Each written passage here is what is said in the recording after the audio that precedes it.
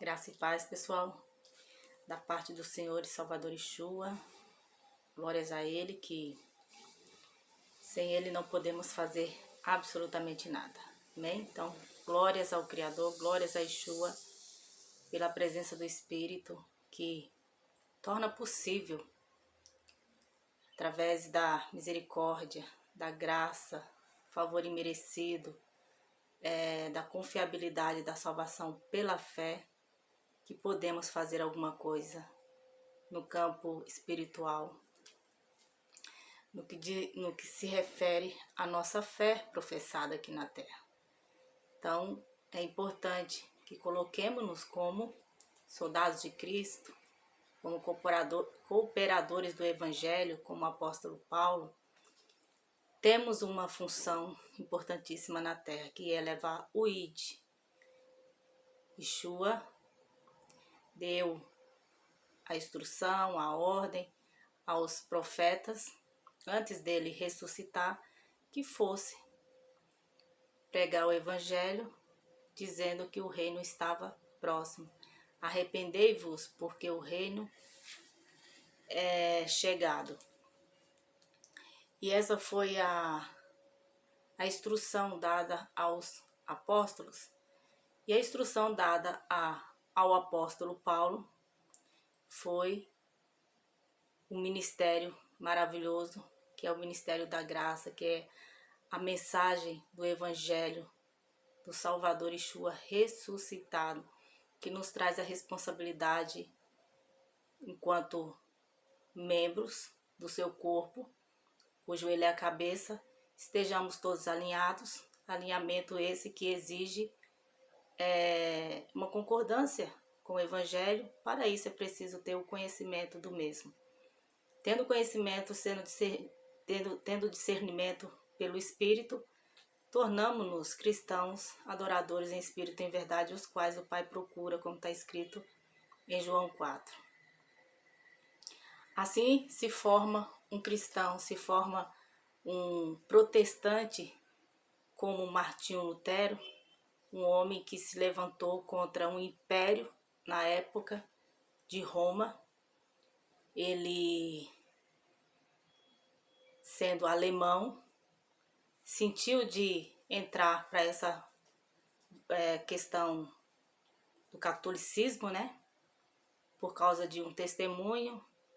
Ele teve um livramento em uma grande tempestade, livramento de morte. Então ele sentiu, na verdade, é o testemunho de Lutero. Mas hoje eu compreendo que é o chamado, foi o chamado do Senhor, para que ele trilhasse ali um caminho, tendo em vista que Lutero, eu anotei algumas coisas aqui a respeito dele.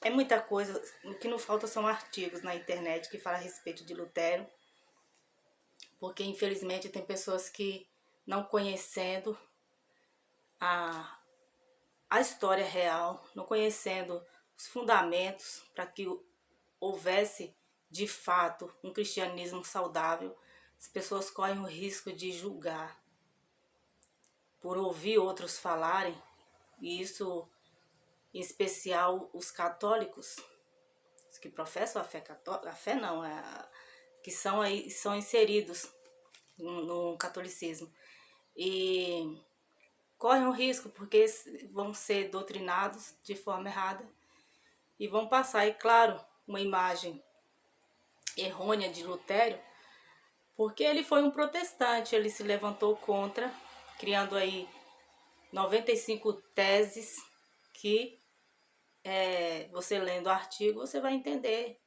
O que não falta são argumentos, o porquê que ele se levantou contra os ensinamentos que estavam sendo dados, porque estavam indo contra o que estava escrito nos evangelhos. Martinho Lutero, ele teve um chamado, ele foi para conhecer esse campo aí como que é, e se levantou sim, colocando a verdade. Por isso ele é tão, de forma muito maldosa, colocado aí no meio dos católicos, né?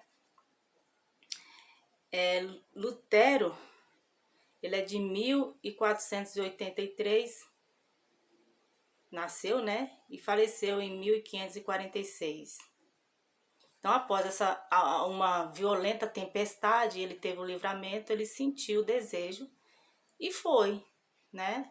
Só que ao chegar lá, ele se depara e tem um detalhe que ao ler, ao conhecer o que estava escrito nos evangelhos, ele entendeu que a salvação era pela fé. Claro que alguém que tem fé vai buscar santidade, vai buscar estar alinhado no corpo de Cristo. Então, o lema dele é, entre aspas, o justo se salvará pela fé, pela compreensão e, é claro, pelo discernimento, pela revelação do Espírito. Ele não se tornou um protestante do nada, foi um propósito de Deus. Então é lamentável que as pessoas se levantam contra o agir de Deus, e muitas das vezes é por simplesmente não ter o desejo de buscar o conhecimento, porque quando se trata da nossa fé, temos que ter conhecimento, não podemos. Os filhos das trevas são mais habilidosos, são mais zelosos, são mais cuidadosos do que o da luz. Por quê? Porque eles, entrando no mundo aí, né, que é contrário ao que diz a palavra de Deus, mas eles se dedicam. Não tem hora, seja o que for a maldade que vão fazer, eles estão se dedicando, se abstenhando, fazendo sacrifícios. Eles se dedicam, mesmo que eles não consigam usufruir do que o mal lhes oferece, mesmo que não tenham paz, mesmo que não tenham vida de vida feliz verdadeiramente, mas eles se dedicam. Mas os filhos da luz não. Os filhos da luz, além de não conhecer o poder da luz para ter autoridade no espírito, eles saem papagaiando, saem difamando o que é santo. Eu vou colocar aqui na mensagem, por isso o texto está aí. Eu tinha que dar essa introdução. Desperta, ó tu que dormes. Então Lutero é um grande exemplo, tratando-se da parte do catolicismo, da Igreja Católica, mas da questão do protestante, que é o grave, que mais vai ser colocado aqui. Porque no caso de Lutero, né, ele entendia que precisava se levantar contra essas questões que seriam danosas e traria dificuldade para que as pessoas entendessem o poder da salvação pela fé, né, do crer verdadeiramente e do poder do Evangelho. Hoje em dia, se há muito tempo, muito tempo mesmo, por questões de interesses financeiros, muitos se infiltraram no meio do protestantismo para trazer ideias, para trazer um desvio da conduta, para não levar o evangelho que cura, que salva por si só, já faz toda essa obra aí maravilhosa, distorcendo para que as pessoas permanecessem dormindo e não fossem edificadas. E tudo isso tem aí por trás o agir dos filhos das trevas, que se infiltram no meio do povo do Criador para trazer pensamentos errôneos, para que essas pessoas não tenham a clareza do qual poderoso é o conhecimento do Evangelho, amém? Então basicamente é isso, mas eu preciso ler a palavra, porque essa confirmação no que eu estou dizendo aqui, vocês vão ter pela clareza, pelo que diz a palavra do Senhor. Aqui em Efésios 5, versos 14,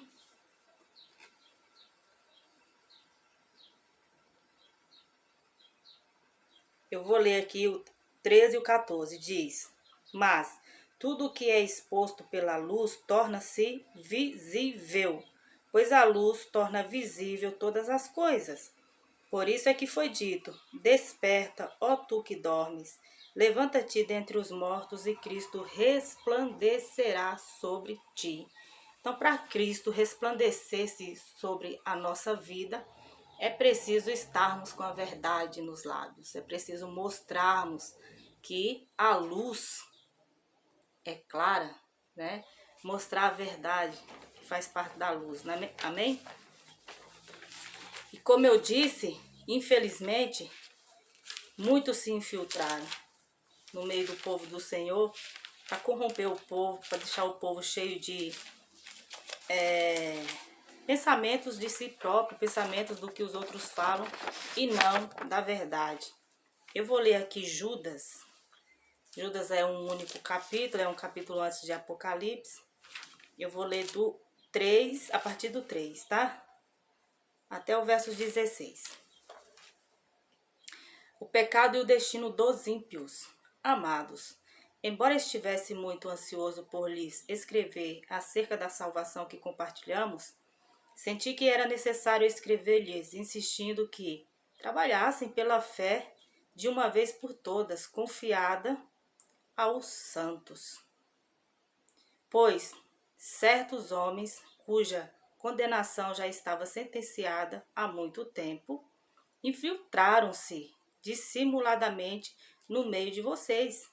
Estes são ímpios e transformam a graça de nosso Deus em libertinagem e negam Jesus Cristo, nosso único soberano e Senhor.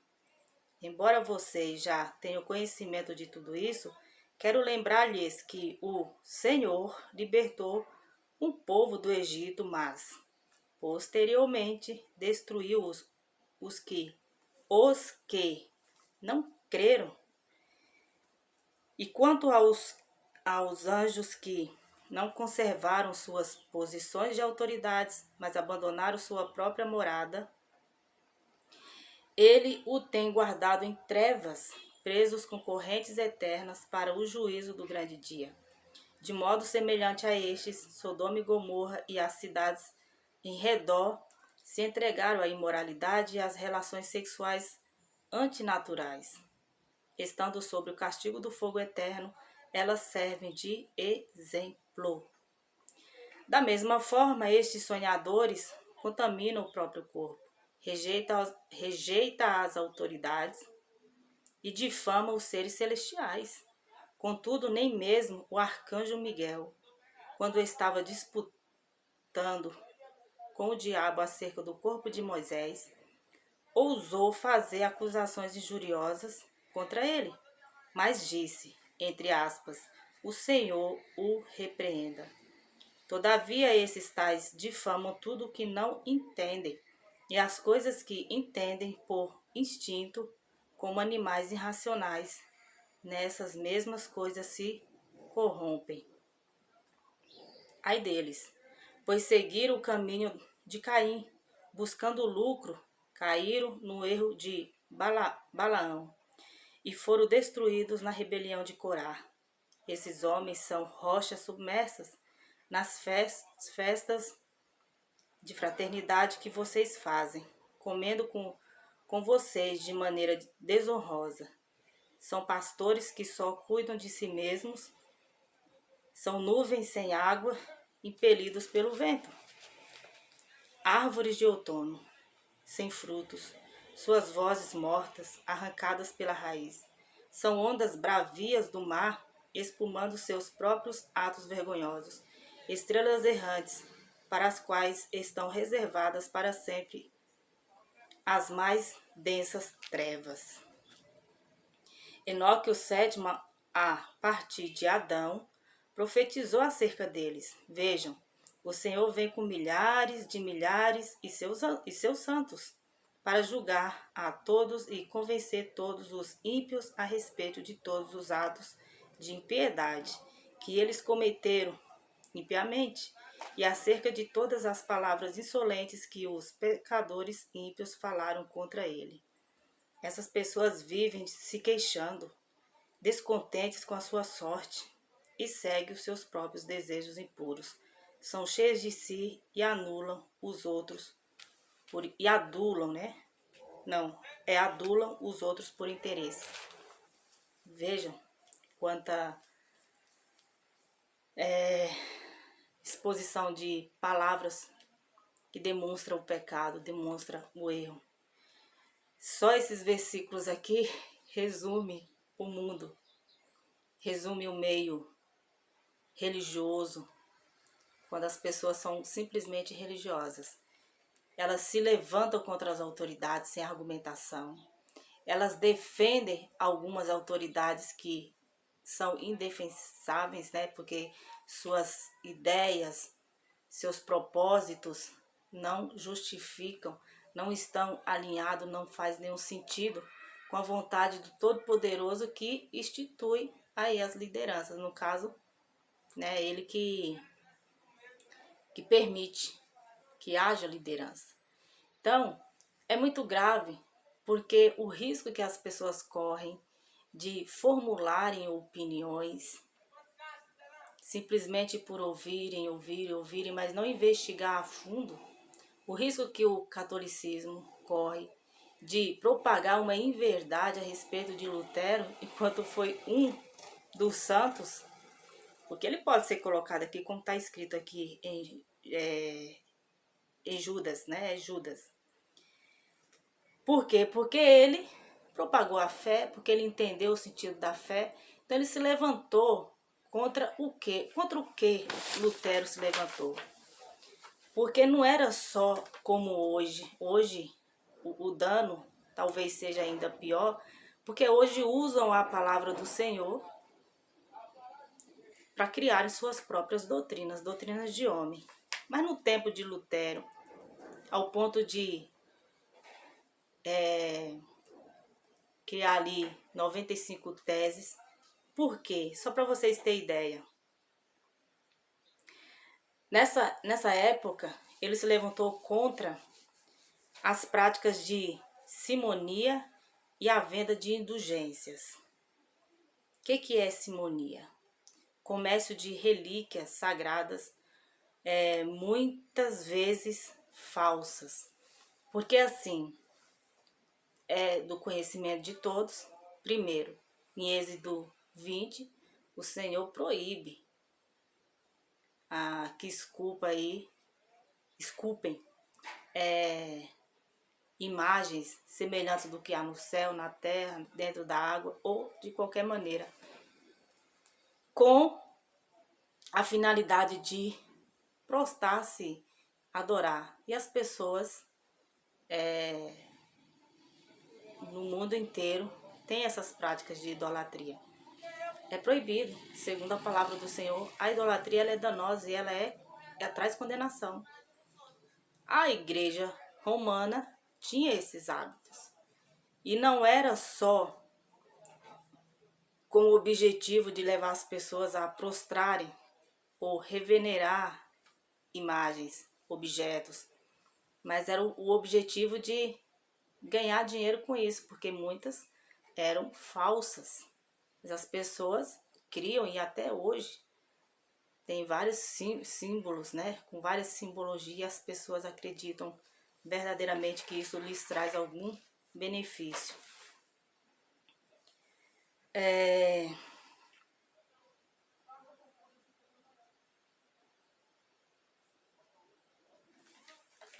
Uma coisa muito forte que Lutero também foi contra, que não dá gente para falar tudo, né? Mas tá aí, tem, como eu disse, tá exposto, tem vários artigos. Só ler um pouquinho, né? E a salvação, ele cria que a salvação era pela fé. Uma coisa é você crer na salvação, crer que verdadeiramente o sacrifício do filho foi definitivo por conta do seu significado. E a próprio evangelho, a palavra fala. Ele foi o cumpridor. Se cumpriu nele o que não poderia ser concluído, ser cumprido em nenhum outro ser humano. Ele veio com esse propósito e foi concluído. Então a salvação é pela fé. Mas a fé, ela vem pelo ouvir e ouvir a palavra. Fé em quê?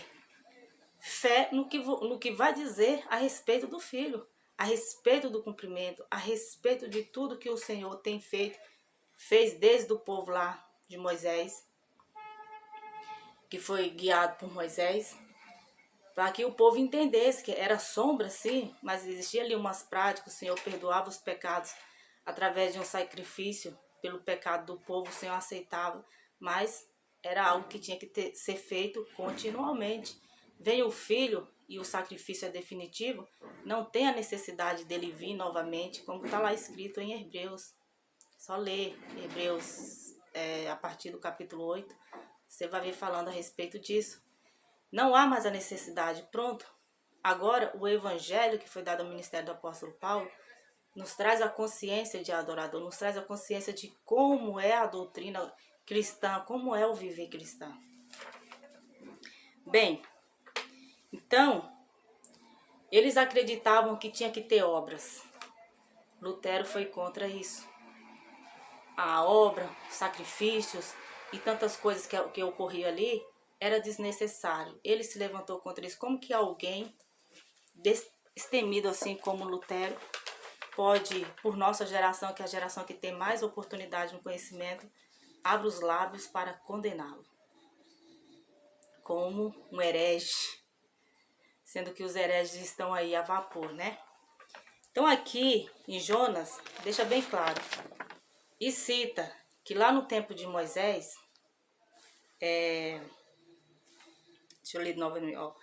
Contudo, nem mesmo o arcanjo Miguel, quando estava disputando com o diabo acerca do corpo de Moisés, ousou fazer acusações injuriosas contra ele, mas disse, entre aspas, o Senhor te repreenda.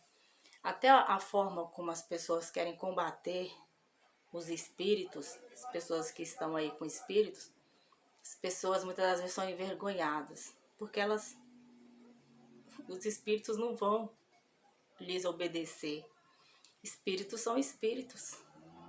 Eles têm sim poder sobre vidas que estão com no que se refere à questão do armazenamento de conhecimento para se tornar uma pessoa espiritual, estão vazias, não são espirituais justamente porque não têm conhecimento. Então estão abertas aí as coisas da vida, do mundo. E aí quando vão a esses ambientes, ou até mesmo nas ruas, e um servo ou serva do Senhor vai expulsar, muitas das vezes o inimigo pode envergonhá-lo, porque os espíritos, não sei de que maneira, mas ali eles entendem se é temoroso ou não. Por quê? Porque os nossos olhos não são abertos para ver, mas nós temos anjos que nos protegem, que testificam se somos ou não servos verdadeiramente, se somos cristãos consagrados, se somos pessoas que estamos preocupadas aí em ser um sacrifício vivo, santo, diário ao Senhor, vigilantes nas palavras, vigilante no olhar, vigilante nas atitudes, e assim se conhece quem é e quem não é. As pessoas estão criando doutrinas, trazendo muitas pessoas, mas o que realmente faz a diferença, que é o Evangelho, muitas das vezes isso não acontece. Então, se você ler Jonas novamente e meditar, você vai ver o que não está de acordo. Aqui tem a comparação de Sodoma, que serve como exemplo.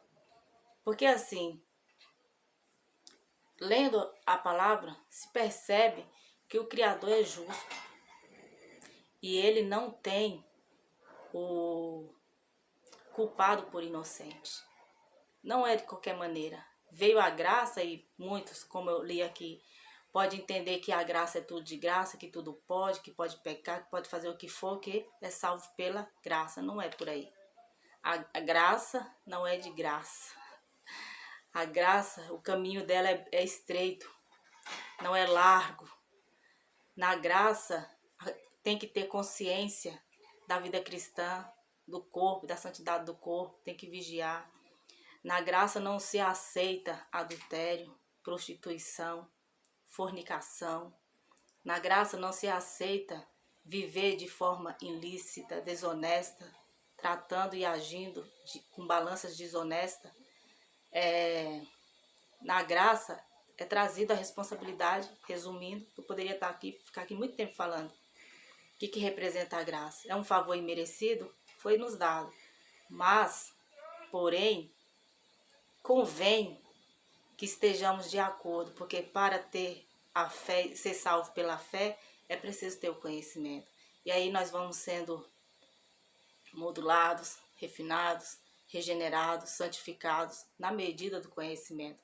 Então essa fé se torna assim uma realidade em nós, uma garantia de que estamos prontos para viver aí as promessas do Senhor. E o título é Desperta, ó tu que dormes. Jonas descreve claramente quem é que está dormindo, né? Está achando que está fazendo algo de proveitoso, mas na verdade está numa sonolência e tá matando vidas no sentido espiritual, por não estar direcionando as pessoas de forma certa. Aqui, ó, no capítulo 1 de Jonas, vai relatar, né? Vai relatar, eu aconselho que você leia, que o Criador fala para Jonas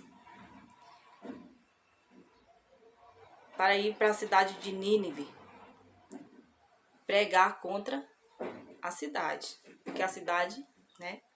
Porque a sua maldade subiu até a minha presença.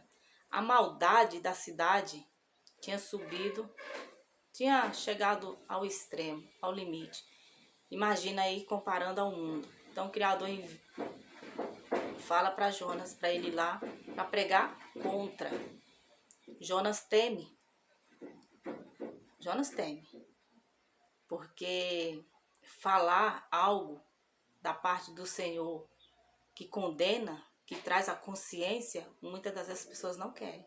Mas é isso que liberta, trazer o pecado das pessoas. Por isso que eu li Judas, capítulo 1. Tenta alinhar Judas com a história aqui de Jonas. Aí Jonas foge, dirigindo-se para Tarsis, desceu à cidade de Jope, onde encontrou um navio que se destinava àquele porto. Depois de pagar a passagem, embarcou para Tarsis para fugir do Senhor. Então, quando acontece das pessoas não tocarem na ferida, mostrando que existe uma cura, que é o conhecimento devido, para que as pessoas não julguem, para que as pessoas não sejam levianas, para que as pessoas não sejam julgadoras, né? Falando mal daquilo que é santo, trazendo, por conta do não conhecimento, a ideia propagada de que o que é errado é que é certo, papagaiando, né? É tipo, ouve, fala e assim vai. Então, Jonas, ele teme, e Jonas quer fugir de Deus como se fosse possível. O Salmo já fala, se formos lá para profunduras da terra ele está, para dentro do mar ele está, para as alturas ele está, não tem como fugir do Todo-Poderoso. Mas inconscientemente as pessoas fazem isso, fogem da responsabilidade, fogem da verdade, porque outros caminhos mais largos as favorecem. E é por conta disso que, infelizmente, muitos têm se infiltrado com ideais ideológicos para matar no que diz respeito à vida espiritual de muitos.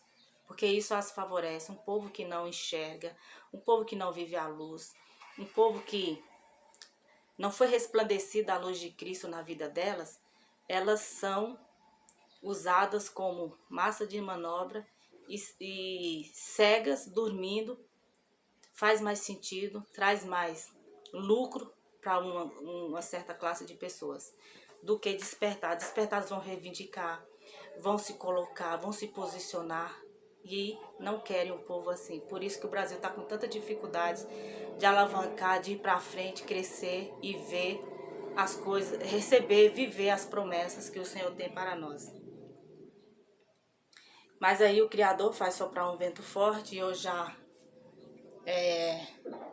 pela autoridade do Espírito, eu declaro em nome de Yeshua, em nome de Cristo, que o Criador intervém, que o Criador sopre os ventos, que o Criador coloque as dificuldades, que o Criador interrompa a ação maligna sobre a nação brasileira, que o Criador opere de forma extraordinária, levando até aqueles que estão obstinados aos seus planos malignos a se prostrarem e temerem ao Todo-Poderoso. É assim que eu declaro em nome de Yeshua. Então, os navegantes ali vai até Jonas, Jonas está dormindo. Jonas não está nem aí. Ele simplesmente está dormindo. Tá lá o vendaval, tá lá a tempestade e ele está dormindo. E ele sabe que é por causa da desobediência dele. Aí o que acontece? Lendo o capítulo todo, ele é lançado no mar com o consentimento dele. E aí a fúria se acalma, ele é engolido por um grande peixe, é levado até o seu destino que o Criador queria, fala ao povo e o povo se arrepende. O que acontece quando dizemos não à verdade, não ao evangelho que transforma vidas? Pessoas morrem, cidades vivem caos, e não é isso que queremos para o nosso país. Nós queremos um país avivado, que as promessas do Senhor se cumpram. Para isso é preciso que muitos, mesmo que seja a força, que o Criador chacoalha aí, faz um balanço bem forte e desperta esse povo que está vivendo uma superficialidade, uma vida submersa, como eu li lá em Jonas, uma vida sem sentido, um evangelho sem sentido algum com o verdadeiro evangelho, e nisso está prejudicando e muito, está atrapalhando, não estão tendo visão daqueles que se infiltraram para trazer os seus planos diabólicos, para expulsá-los, porque a igreja tem essa autoridade de expulsar aquilo que não convém, aquilo que não está de acordo, fazer aí uma investigação. A igreja protestante, evangélica e também muitas, como é que coloca aqui,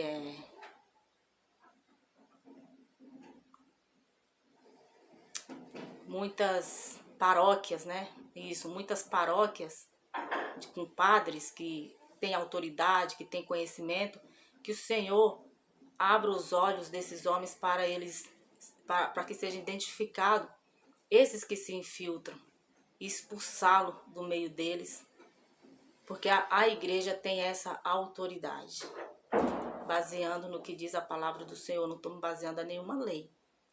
Pela lei criada, existe sim a lei de ordem de culto, né? Ninguém pode chegar e bagunçar aí e ficar ileso, não.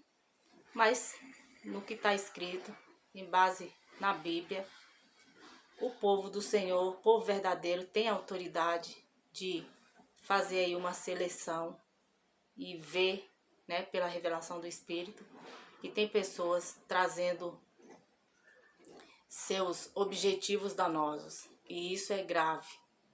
O que o Criador quer?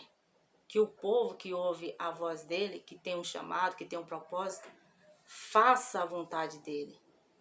Leva ao conhecimento das pessoas os problemas que dificultam um lar edificado, que dificulta um templo, uma pessoa transformada, que dificulta um país